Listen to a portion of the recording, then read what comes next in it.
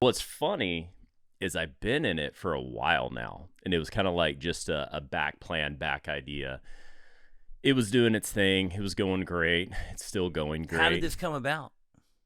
So my best friend, Steve, he... What up, Steve? Yeah, Steve's got a cool business, and I was kind of helping him with it, kind of getting it, helping with the doctors, helping with the wholesale side of it. And it took me a couple hours a day, to do the work. So I'd do it in the morning before Harley, do it at night after Harley.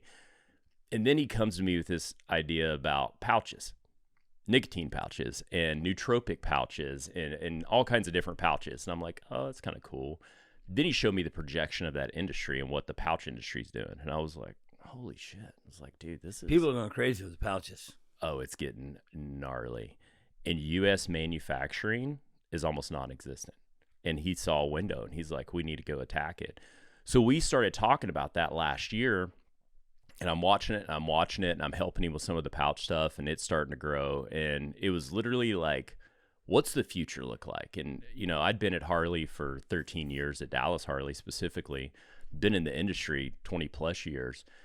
And I was like, dude, there's something here. There's something big, and it is about to pop. Like it's right there on the verge. And he saw it, and it was like, cool, we can jump out and dedicate full time to the pouch industry and do the peptide thing still and kind of go attack it. Or we could see what Harley's going to do and keep working that rodeo around.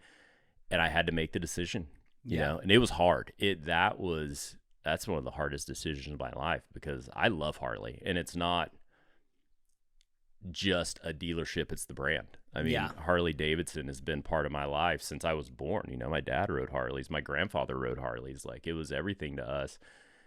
And I made the decision, and I think it was the best decision ever.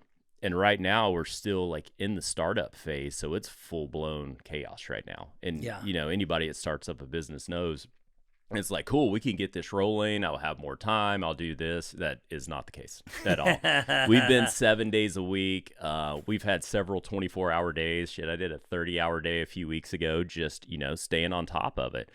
But the end result looks a lot better right now. That's why I was like, man, I'm going to go do this. And it has just been crazy. And what's the name of the company? AmeriPouch. AmeriPouch. AmeriPouch. We are American as fuck. And that was the goal behind it, because everyone is going to fucking China or to Europe to have their pouches made. And it's like, dude, we need to do it here. And, with the tariffs kicking in on China, that's definitely helping. The tariffs kind of all over, because we source most of our stuff here in the U.S. We're at the point of everything is going to be U.S. made in our pouches.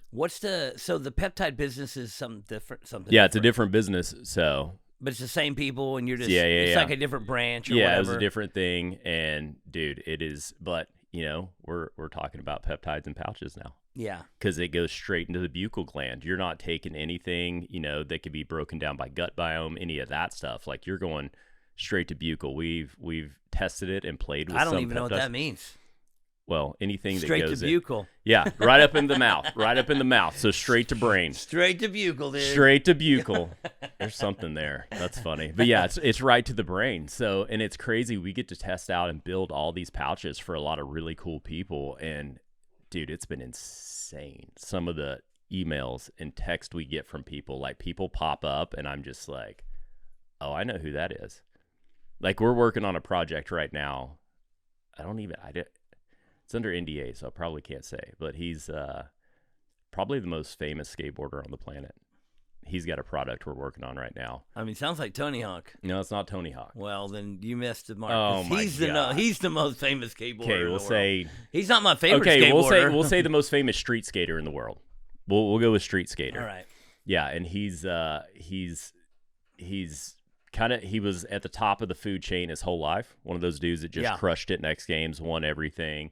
And he kind of slipped away for a bit, or just kind of, I think, went underground, kind of stayed to himself, got his family in line, got himself in line, and he's had like a rebirth lately and just absolutely crushing it. There's been a lot of skateboarders that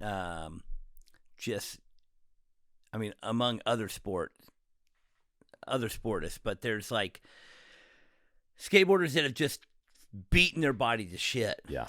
And have gone the route of stem cells or peptides and are back in the game. Danny Way, the story I've heard is that he was like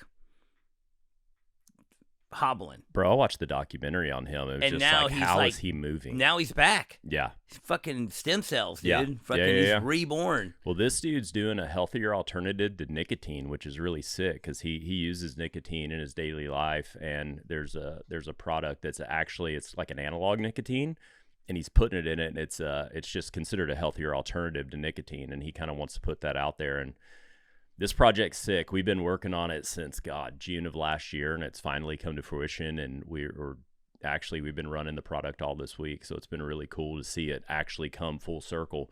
But even away from that, like on the nutraceutical side completely, we have brands that, you know, are focused on brain fog, energy, focus, everything, like super dialed in. Actually,